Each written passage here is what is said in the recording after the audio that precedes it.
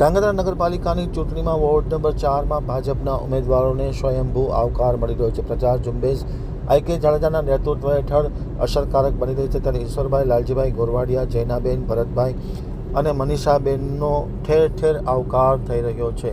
હવે જોઈએ ધાંગધ્રા આમતક ન્યૂઝ બ્યુરોનો એક વિસ્તૃત અહેવાલ. ધાંગધ્રા નગરપાલિકાની ચૂંટણીમાં પ્રચાર ઝુંબેશ વેગવંતી બની રહી છે.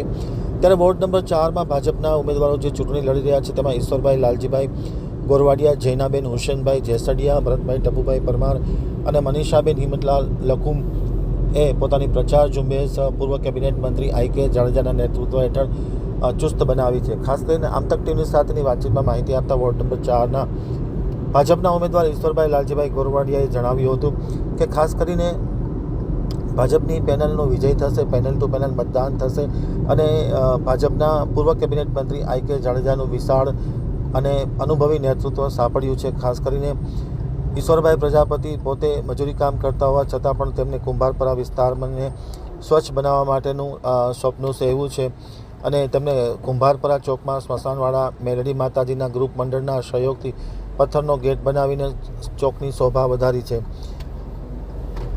અલગ અલગ પ્રકારના વિકાસ કામો કરવા માટે તેમણે ખૂબ પ્રયત્ન કર્યા છે, જેને આ વોર્ડમાં આમ પ્રજામાં ઉમળકાભેર આવકાર મળી રહ્યો છે.